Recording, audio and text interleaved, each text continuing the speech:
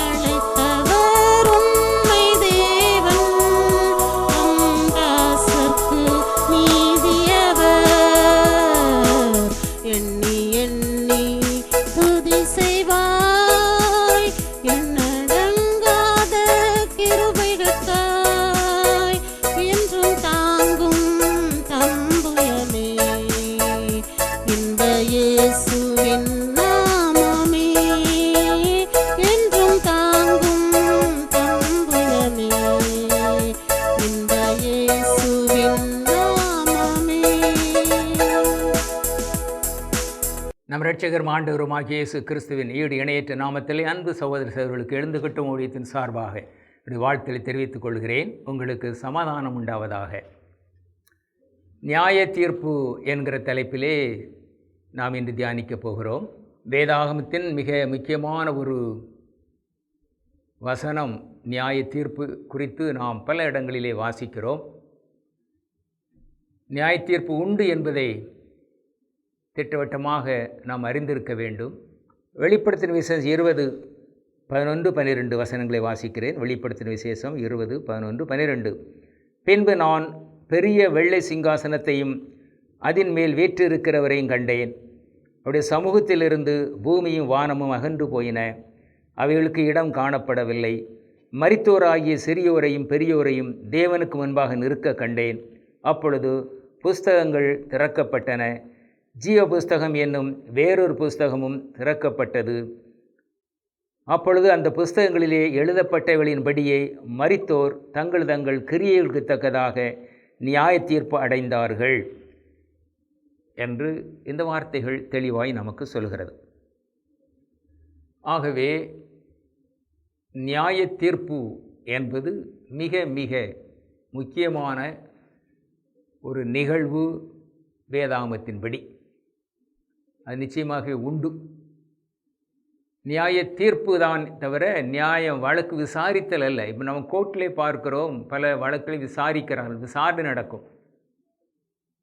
விசாரணை முடிந்து ஒரு நாளிலே தீர்ப்பு என்று சொல்வார்கள். அப்பொழுது நீதிபதி தீர்ப்பை சொல்லுவார். இங்கு வேதாகமத்தின்படி எந்த விதமான வழக்குகளும் விசாரணை அங்கே கிடையாது, தீர்ப்பு மட்டும்தான். நியாய தீர்ப்பு உண்டு என்று வேன் தெளிவாய் நமக்கு சொல்கிறது. இன்னும் மத்திய 25:32 வாசித்தோமானால், சகல ஜனங்களும் அவருக்கு முன்பாக சேர்க்கப்படுவார்கள். மேய்ப்பனானவன் செம்மறியாடுகளையும் வெள்ளாடுகளையும் வெவ்வேறாய் பிரிப்பதைப் போல அவர்களை பிரிப்பார்.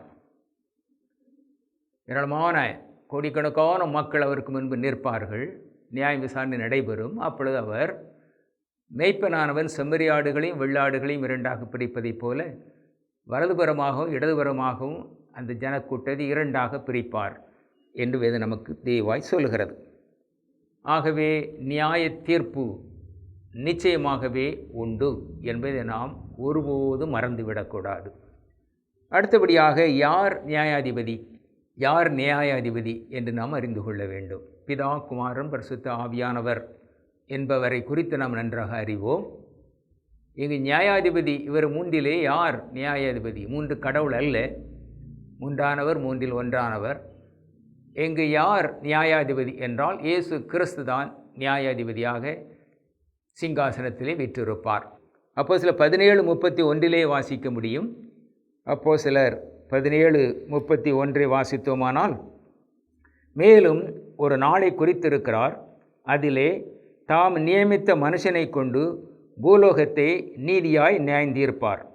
அந்த மனுஷனை மரித்தோரிலிருந்து எழுப்பினதினாலே அது நிச்சயத்தை எல்லாருக்கும் விளங்க பண்ணினார்.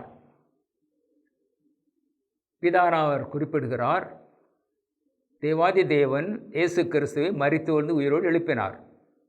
ஆகவே மரித்தோரிலிருந்து, மரணத்திலிருந்து உயிர் பெற்று எழுந்த அந்த இயேசு கிறிஸ்து தான் நியாயாதிபதியாக சிங்காசனத்தில் வீற்றிருப்பார் என்ற இந்த வார்த்தை தெளிவாய் நமக்கு சொல்கிறது. அதை திரும்ப வாசித்தோமானால், தாம் நியமித்த ஒரு மனுஷனை கொண்டு நியாயந்தீர்ப்பார். யார் அந்த மனுஷன் என்றால், மரித்தோரிலிருந்து அவன் உயிரோடு எழுப்பதினாலே அந்த நிச்சயத்தை விளங்க பண்ணினார். மரித்தோரிலிருந்து உயிரோடு எழுந்தது யார்? இயேசு கிறிஸ்து. இயேசு கிறிஸ்துவை தேவாதி உயிரோடு எழுப்பினார். ஆகவே அவரைத்தான் நியாயாதிபதியாக நியமித்தார் என்று இந்த வார்த்தை நமக்கு தெளிவாய் சொல்கிறது. நியாயம் தீர்க்கப்படுவோர் யார்? யார் யாரெல்லாம் நியாயம் தீர்க்கப்படுவார்கள் என்று பார்த்தோம் என்றால், 1000 வருட அரசாட்சியின் போது மரித்த எல்லோரும் தேவாதியின் முன்பாக, இயேசு கிறிஸ்து முன்பாக நிற்பார்கள். அதாவது இப்பொழுது நாம் எதிர்பார்த்து காத்திருப்பது ராப்சர், இயேசு கிறிஸ்து ரகசிய வருகை.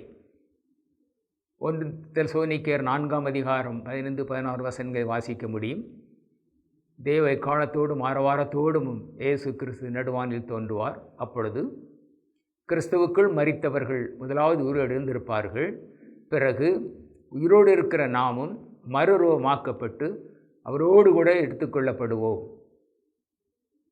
என்று 1 தெசலோனிக்கேயர் 4:15-16 வசனங்கள் குறிப்பிடுகின்றன. இது இயேசு கிறிஸ்து ரகசிய வருகையை காட்டுகிறது. ஆகவே இந்த இரகசிய வருகைக்கு பிறகு 7 வருடங்கள் இந்த பூமியை அந்தி கிறிஸ்து அரசாளுகிறார். அது பயங்கரமான காலமாக இருக்கும் என்று வேதனாவுக்கு பல இடங்களிலே அதை சுட்டி காட்டுகிறது. அந்த 7 வருட முடிவிலே இயேசு கிறிஸ்து பரிசுத்தவான்களோடு இதே பூமிக்கு இறங்கி வருகிறார். வந்து அந்தி கிறிஸ்துவை பாதாளத்திலே தள்ளுகிறார், பிசாசை பாதாளத்திலே தள்ளுகிறார். இந்த பூமியிலே அவர் 1000 வருட அரசாட்சியை ஆரம்பிக்கிறார். ஆகவே 7 வருட முடிவிலே பகிரங்கமான வருகை, அந்தி கிறிஸ்துவும் அவனுக்கு உதவிய கள்ள தீர்க்கதரிசியும் பிசாசும் அகற்றப்படுகிறார்கள். இயேசு கிறிஸ்துவே இந்த பூமியை 1000 வருடம் அரசாளுகிறார். எடுத்துக்கொள்ளப்பட்ட பரிசுத்தவான்களோடு, அவரோடு வந்த பரிசுத்தவான்களோடு அரசாளுகிறார். அந்த 1000 வருட முடிவில்தான் அப்பொழுது இருக்கிற இந்த பூமியும் வானமும் ஒளிந்து போகும். அப்பொழுது வெள்ளை சிங்காசனத்தில் இயேசு கிறிஸ்து வீற்றிருந்து நியாயம் தீர்ப்பார் என்று வேதம் தெளிவாய் நமக்கு சொல்கிறது. அந்த 1000 வருட அரசாட்சியின் போது மரித்த எல்லோரும் எழுந்திருப்பார்கள், உயிரோடு எழும்புவார்கள், நியாய தீர்ப்புக்கு நிற்பார்கள். அடுத்தபடியாக ஆதாம் முதல் அன்று வரை மரித்த பாவிகள் அத்தனை பேரும் உயிரோடு எழுந்து நியாய தீர்ப்புக்கு அவருக்கு முன்பாக நிற்பார்கள். ஆதாம் முதல் அப்பொழுது வரை மரித்த பாவிகள், மனம் திரும்பாத பாவிகள், இயேசு கிறிஸ்து ஏற்றுக்கொள்ளாத மனிதர்கள், துன்மார்க்கமாய் வாழ்ந்தவர்கள், அவர்கள் அத்தனை பேரும் உயிரோடு எழும்புவார்கள். ஆதாம் முதல் அந்த நாள் வரை மரித்த பாவிகள் அத்தனை பேரும் உயிர்த்தெழுவார்கள். உயிர்த்தெழுந்து நியாய தீர்ப்புக்கு அவருக்கு முன்பாக நிற்பார்கள். இன்னும் ஆகவே வேதம் சொல்லுகிற சமுத்திரம் தண்ணீருள்ள மரித்தோரை கொடுக்கும், பாதாளமும் மரணமும் தங்களுடைய மருத்துவரை ஒப்புவிக்கும் என்று இந்த வார்த்தை நமக்கு சொல்லுகிறது. அதன் பிறகு இன்னும் நியாய தீர்ப்புக்கு யார் இருப்பார்கள் என்றால், ஆதி மேன்மை காத்து கொள்ளாத தேவ தூதர்களும் நியாய தீர்ப்பிலே நிற்பார்களாம். ஆதி மேன்மை காத்து கொள்ளாத தேவ தூதர்கள் அவர்கள் யார் என்றால், ஆதியாகமம் 6ஆம் அதிகாரம் 1-2 வசனங்கள் சொல்லுகின்றன. ஆதியாகமம் 6:1-2 வசனங்கள். மனுஷர் பூமி மேல் பெருகத் துவங்கி அவர்களுக்கு குமாரத்திகள் பிறந்தபோது தேவகுமாரர் மனுஷகுமாரத்திகளை அதிக சௌந்தரியம் உள்ளவர்கள் என்று கண்டு அவர்களுக்குள்ளே தங்களுக்கு பெண்களை தெரிந்து கொண்டார்கள். படைப்புக்கு அப்புறமாக மனிதர்கள் ஏராளமாக பெருகினபோது ஏராளமான குழந்தைகள் அவர்களுக்கு பிறந்தார்கள். அதிலே பெண் குழந்தைகளும் பிறந்தார்கள். அந்த பெண்கள் அழகாக இருப்பதை பார்த்து வேதம் சொல்கிற தேவகுமாரர், அதாவது தூதர்கள், ஏஞ்சல்கள், இவர்கள் மனுஷகுமாரத்திகளை அதிக சௌந்தரியம் என்று கண்டு அவர்களுக்குள்ளே தங்களுக்கு பெண்களை தெரிந்து கொண்டார்கள். தேவ தூதர்கள் இரண்டாவதாக விழுந்து போன ஒரு கூட்டம். முதலாவது வீழ்ச்சி பரலோகத்திலே தேவாதி தேவனை புகழ்ந்து போற்றி பாடிக்கொண்டிருந்த கூட்டத்திலே லூசிஃபர் என்கிறவன், தேவனுக்கு மேலாக என்னுடைய கூடாரத்தை அமைப்பேன், தேவனுக்கு மேலாக நான் உயர்த்தி கொள்வேன் என்று அவன் தன்னை உயர்த்த நினைத்த போது அவனையும் அவரோடு ஒரு கூட்டத்தையும் அவர் இந்த பூமிக்கு தள்ளிவிட்டார் என்று வேதம் நமக்கு தெளிவாய் சொல்லுகிறது. அது முதலாவது விழுந்து போன தேவதூர் கூட்டம். அடுத்தபடியாக இரண்டாவது ஒரு தேவதூர் கூட்டம் விழுந்து போனது. அவர்கள் பூமியிலே மனுஷகுமாரத்திகள் அழகாயிருப்பதை பார்த்து அவர்களும் கீழே இறங்கி வந்து தங்களுக்குள்ளே பெண்களை தெரிந்து கொண்டு அவர்களை திருமணம் செய்து கொண்டு வாழ ஆரம்பித்தார்கள் என்று வேதம் நமக்கு சொல்லுகிறது. ஆக இந்த தேவ தூதர்கள் தங்களை எந்த ரூபத்திலும் மாற்றிக்கொள்ள முடியும். ஆகவே அவர்கள் பெண்களை மணந்து கொண்டு வாழ்ந்தார்கள். அந்த கூட்டம் இரண்டாவதாக விழுந்து போன தேவதூதர் கூட்டம். அவர்களை அவர் நியாய தீர்ப்புக்கென்று பாதாளத்தில் வைத்திருக்கிறார் என்று வேதம் சொல்லுகிறது. யூதா 6, தங்களுடைய ஆதி மேன்மை காத்து கொள்ளாமல் தங்களுக்குரிய வாசஸ்தலத்தை விட்டுவிட்டு தூதர்களையும் மகா நாளின் நியாய தீர்ப்புக்கென்று நித்திய சங்கிலிகளினாலே கட்டி அந்தகாரத்தில் அடைத்து வைத்திருக்கிறார். இந்த தேவதூர் கூட்டத்தையும் அவர் அந்தகாரத்திலே அடைத்து வைத்திருக்கிறாராம் நியாய தீர்ப்புக்கென்று. ஆகவே இந்த கூட்டத்தாரும் நியாய தீர்ப்புக்கு இயேசு கிறிஸ்து முன்பாக நிற்பார்கள். அதோடு 1000 வருட அரசாட்சியிலே மரித்து போன அத்தனை பேரும் நியாய தீர்ப்பில் அவருக்கு முன்பாக நிற்பார்கள். விதமாக கோடானுகோடியான மக்கள் உயிர்த்தெழுந்து நியாய தீர்ப்புக்கு இயேசு கிறிஸ்துக்கு முன்பாக வெள்ளை சிங்காசனம் முன்பாக நிற்பார்கள். எவைகளால் நியாயம் தீர்ப்பார் என்றோமென்றால், on what ground they all will be judged என்றால், அவர்களின் செய்கைக்கு தக்கதாக நியாயம் தீர்க்கப்படுவார்கள். அவரவர் செய்கைகளுக்கு தக்கதாக, கிரியைகளுக்கு தக்கதாக அவர்கள் நியாயம் தீர்க்கப்படுவார்கள். மத்தேயு 7ஆம் அதிகாரம் 22 முதல் வாசித்தோமானால், அநேகர் அப்படி சொல்வார்கள், நம்முடைய நாமத்தினாலே நாம் தீர்க்க தரிசனம் உரைத்தோம் அல்லவா, அற்புதங்களை செய்தோம் அல்லவா, பிசாசுகளை துரத்தினோம் அல்லவா என்று சொல்வார்கள். அப்பொழுது அக்கிரம செய்கைக்காரர்களே, என்னை விட்டு அகன்று போங்கள், நான் உங்களை அறியேன் என்று அவர் சொல்லுவார் என்று மத்தேயு 7ஆம் அதிகாரம் 22 முதல் உள்ள வசனங்களிலே வாசிக்க முடிகிறது. ஆகவே இவர்கள் ஊழியக்காரராக இருந்தார்கள், பெரிய பெரிய அற்புதங்களை செய்தார்கள், தீர்க்கதரிசனம் சொன்னார்கள், பிசாசுகளை துரத்தினார்கள், அந்நிய பாஷை பேசினார்கள், எல்லா ஆவிக்குரிய வரங்களையும் பெற்றிருந்தார்கள். ஆனாலும் அவருடைய செய்கை வேதத்தின்படி அல்ல, வேதத்தின்படி அவர்கள் வாழவில்லை, அக்கிரம செய்கைக்காரர்களாக இருந்தார்கள். ஆகவே அந்த கூட்டத்தாரும் நியாய தீர்ப்புக்கு ஏதுவாய் மாறிவிடுகிறார்கள். அவருடைய செய்கையின் மூலமாக அவர்கள் நியாயம் தீர்க்கப்படுகிறார்கள். இன்னும் நியாய பிரமாணத்தின்படியும் மனச்சாட்சியின்படியும் நடந்த கூட்டத்தாரும் அவர்கள் நியாயம் தீர்க்கப்படுவார்கள். மனச்சாட்சியின்படி நியாயம் தீர்க்கப்படுவார்களாம், நியாய பிரமாணத்தின்படியும் அவர்கள் நியாயம் தீர்க்கப்படுவார்களாம். ரோமர் 2ஆம் அதிகாரம் 12 முதல் 15 உள்ள வசனங்களை வாசித்தோமானால் அங்கு நாம் புரிந்து கொள்ள முடியும். நியாய பிரமாணத்தின்படியும் தங்களது மனச்சாட்சியின்படியும் அவர்கள் நியாயம் தீர்க்கப்படுவார்கள். சுவிசேஷம் கேள்விப்படாதவர்கள் அவருடைய மனச்சாட்சியின்படி நியாயம் தீர்க்கப்படுவார்கள். அவர்களுக்கு சுவிசேஷம் தெரியாது, ஆனால் அநேகர் இருக்கலாம், ஒருவேளை நல்ல வாழ்க்கை வாழ்ந்திருக்கலாம். ஏனென்றால் வேதம் சொல்லுகிறது, ஒவ்வொருடைய மனிதனுடைய இருதயத்திலேயும் அவருடைய இருதயமாகிய பலகையிலே நியாய பிரமாணங்கள் எழுதப்பட்டு இருக்கின்றன. அதைத்தான் மனச்சாட்சி என்று நாம் சொல்லுகிறோம். அந்த மனச்சாட்சியின்படி அநேகர் நல்லவர்களாக வாழலாம். அவர்களுக்கு சுவிசேஷம் ஒருவேளை எட்டி இருக்காது, அல்லது அவர்கள் காது கேளாதவர்களாக அல்லது உடல் ஊனமுற்றவர்களாக அவருடைய சுவிசேஷம் எட்டாத பகுதியில் வாழ்ந்தவர்களாக இருக்கலாம். ஆனாலும் அவருடைய கிரியைகள் நன்றாக இருக்கணும், மனச்சாட்சியின்படி வாழ்ந்திருப்பார்கள். எல்லா மனிதர்களுக்கும் தெரியும், இயேசு கிறிஸ்துவை அறியாத மனிதர்களுக்கும் தெரியும் எது பாவம் எது பாவம் அல்ல, எதை செய்யலாம் எதை செய்யக்கூடாது. அவருடைய இருதயமாகி பலகையிலே நியாயப்பிரமாணம் எழுதப்பட்டு இருக்கிறது என்று வேதம் சொல்கிறது. அதைத்தான் மனச்சாட்சி என்கிறோம். ஆகவே இந்த சிறியரில் ஒருவராய் கெட்டுப்போவது தேவனுடைய சித்தம் அல்ல என்று வேதம் சொல்கிறது. ஆகவே அவன்படி அவர்கள் நியாயம் தீர்க்கப்படுவார்கள். ஆக இவ்விதமாக கோடானுகோடியான ஜனங்கள் நியாய தீர்ப்புக்கு அவருக்கு முன் நிற்பார்கள். எதையினால் அவர்கள் நியாயம் தீர்க்கப்படுவார்கள் என்றால், புஸ்தகங்களை கொண்டு நியாயம் தீர்க்கப்படுவார்கள். புஸ்தகங்கள் திறக்கப்பட்டன.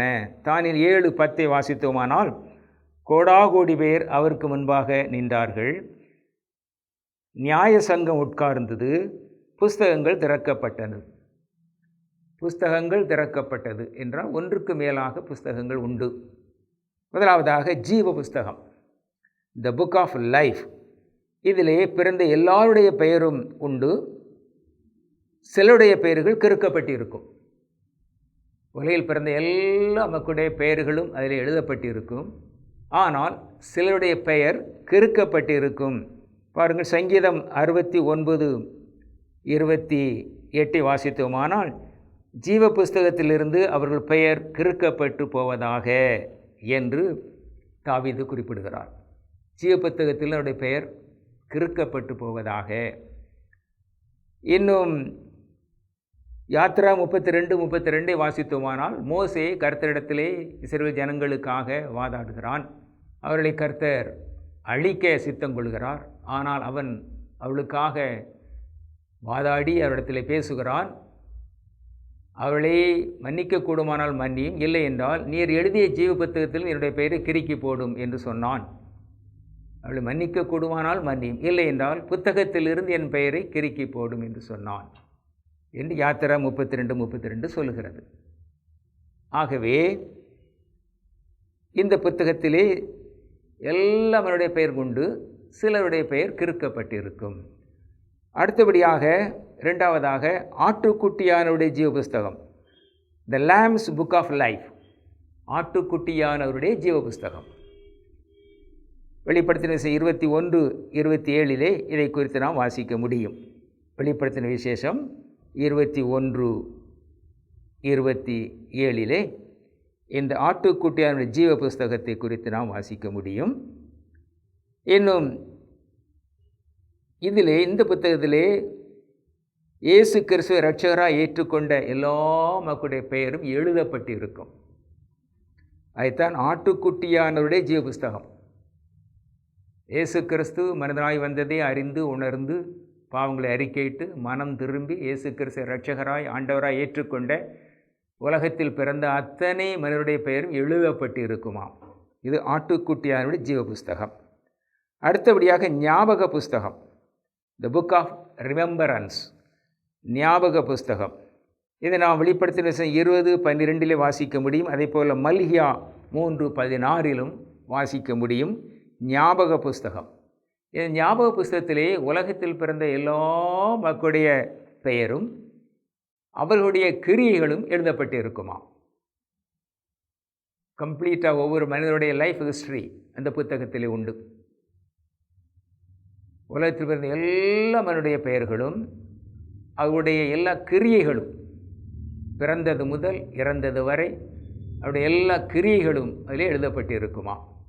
அதன்படி ஆகவே புஸ்தகங்கள், இந்த 3 புஸ்தகங்கள் உண்டு. அதன்படி அவர்கள் நியாயந்தீர்க்கப்படுகிறார்கள். அன்பு தேவ ஜனமே, அவர் நியாயமுள்ள நியாயாதிபதி என்று வேதம் தெளிவாக சொல்கிறது. இப்பொழுது அவர் இரக்கமுள்ளவர், அன்புள்ளவர், தயவுள்ளவர், நம்மை பார்த்து மனதுருகிறவராக இருக்கிறார், நமக்காய் கண்ணீர் சிந்துகிறவராக இருக்கிறார். அவர் அன்பிற்கு உலகத்தில் வேறு எதையும் ஈடாய் சொல்ல முடியாது. ஆனால் அவர் வெள்ளை சிங்காசனத்திலே அமர்ந்திருக்கிற போது அவர் நியாயமுள்ள நியாயாதிபதியாய் இருக்கிறார். மிக மிக சரியாக அவர் நியாயம் தீர்க்கிறவராய் இருக்கிறார்.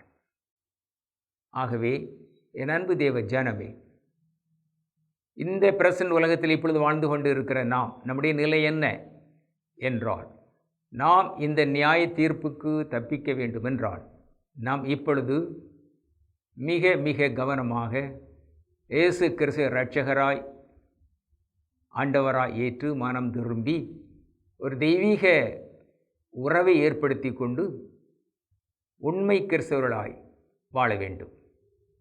நாம் வாழ்ந்து கொண்டு இருக்கிற நாளிலே இரகசிய வருகை, ராப்சர் இருக்குமென்றால் நாம் மறுரூபமாக்கப்பட்டவர்களாய் அவரோடு கூட எடுத்துக்கொள்ளப்பட வேண்டும். ஒருவேளை அவருடைய இரகசிய வருகைக்கு முன்பு நாம் மரித்து போனால் இயேசு கிறிஸ்துவுக்குள் நாம் மரிக்க வேண்டும். ஏனென்றால் இரகசிய வருகையின் போது கிறிஸ்துவுக்குள் மரித்தவர்கள் முதலாவது உருவ எழுந்திருப்பார்கள். பிறகு உயிரோடு இருக்கிற நாமும் மறுரூபமாக்கப்பட்டவர்களாக அவரோடு எடுத்துக்கொள்ளப்படுவோம் என்று வேதம் 1 தெசலோனிக்கர் 4:15-16 தெளிவாய் நமக்கு சொல்கிறது. ஆகவே நன்கு தேவ ஜனமே, இப்பொழுது பிரசன்ட் டைமிலே வாழ்ந்து கொண்டு இருக்கிற நாம் 2 முடிவுதான் நமக்கு கொடுக்கப்பட்டு இருக்கிறது. ஒன்று, நாம் வாழ்ந்து கொண்டு இருக்கிற நாளிலே இயேசு கிறிஸ்து நடுவானிலே தோன்றுவாரானால், அவருடைய ராப்சர் இரகசிய வருகை இருக்குமானால், நாம் மறுரூபமாக்கப்பட்டவர்களாய் அவரோடு எடுத்துக்கொள்ளப்பட வேண்டும். ஒருவேளை நாம் மரித்த பின்பு அவருடைய வருகை இரகசிய வருகை இருக்குமானால் நாம் கிறிஸ்துவுக்குள் மரிக்க வேண்டும். இந்த 2 நிலைதான். என் அன்பு தேவ ஜனமே, யோசித்து பார்ப்போம். எப்படி வாழ்ந்து கொண்டு இருக்கிறோம்? நியாய தீர்ப்பு என்று ஒன்று உண்டு என்கிற பயம் நம்மிலே காணப்படுகிறதா? அவர் நியாயமுள்ள நியாயாதிபதியாய் வீற்றிருப்பார் என்று அறிந்து உணர்ந்து இருக்கிறோமா? இயேசு கிறிஸ்து அவர் ஒருவரையும் புறம்பே தள்ளுகிறவர் அல்ல. எல்லாவரையும் ஏற்றுக்கொள்கிறார். எவ்வளோ பயங்கரமான பாவத்தை செய்கிறானாலும் சரி, அவர் நோக்கி பார்க்கும்போது அவர் ஏற்றுக்கொள்கிறார். அவருடைய பிள்ளையாய் நம்மை மாற்றி விடுகிறார். இயேசு கிறிஸ்துவின் ரத்தம் சகல பாவங்களையும் கழிய நம்மை சுத்திகரிக்கும். பாவம் நமக்கு மன்னிக்கப்பட்ட நிச்சயம் இருக்குமானால் அவரை நோக்கி அப்பா பிதாவை என்று அழைக்கிற புத்திரசாரி உரிமையை அவர் நமக்கு தந்து விடுகிறார். மிகப்பெரிய ஒரு சிலாக்கியம் இது. ஆகவே மனம் திரும்புவோம், வருகைக்கு ஆயத்தப்படுவோம். நியாயமுள்ள நியாயாதிபதியாய் அவர் சீக்கிரம் வரப்போகிறார். ஜெபிப்போம். மகா இரக்கமுள்ள தேவாதி தேவனே, நன்றியோடு நாங்கள் ஸ்தோத்திரிக்கிறோம் கர்த்தாவே. நீர் நியாயமுள்ள நியாயாதிபதியாய் வரப்போகிறீர் என்று வேதம் தெளிவாய் எங்களுக்கு சொல்கிறது. கிருபையாய் இறங்கி இந்த வார்த்தையை கேட்டுக்கொண்டு இருக்கிற ஒவ்வொரு பிள்ளைகளும் உடைய இரட்சகராய் ஏற்றுக்கொள்ள கிருபையாய் இறங்கி உள்ளத்தில் பேசும், இடைபடும். பாவங்களை அறிக்கை செய்து விட்டு மனம் திரும்ப வருகைக்கு எதிர்கொள்ள இந்த பிள்ளைகளையும் ஆயத்தப்படுத்தும்படியாய் ஜெபிக்கிறோம் கர்த்தாவே. பயங்கரமான காலங்களிலே பயங்கரமான நாட்களே வாழ்ந்து கொண்டு இருக்கிறோம். கிருபையாய் இறங்கி ஒவ்வொரு பிள்ளையும் கர்த்தாவை நீர் ரட்சித்து வரைக்கு ஜனங்களை நீர் ஆயத்தப்படுத்தும்படியாய் ஜெபிக்கிறோம். நீர் நியாயமுள்ள நியாயாதிபதி. உமக்கு நன்றி செலுத்துகிறோம், உம்மை ஸ்தோத்தரிக்கிறோம். கிருபையாய் இறங்கி இந்த கொரோனா விச கிருமிகளை உலகத்தை விட்டு அப்புறப்படுத்துவீராக. பாதிக்கப்பட்டு இருக்கிற மக்களுக்கு கிருபையாய் இறங்கி பரிபூர்ண சுகத்தை நீர் கட்டளையிடுவீராக. உடைய தழும்புளாலே சுகமானோம் என்று வேதம் சொல்கிறபடி இந்த கரத்தால் தொட்டு, தழும்பு நிறைந்த கரத்தால் தொட்டு பரிபூர்ண சுகத்தை பிள்ளைகளுக்கு கட்டளையிடுவீராக. நன்றி செலுத்துகிறோம், ஸ்தோத்தரிக்கிறோம். இயேசு கிறிஸ்து ஈடு இணையற்ற நாமத்திலே ஜெபிக்கிறோம் எங்கள் நல்ல பிதாவே, ஆமேன். கர்த்தர் உங்களை ஆசீர்வதிப்பாராக.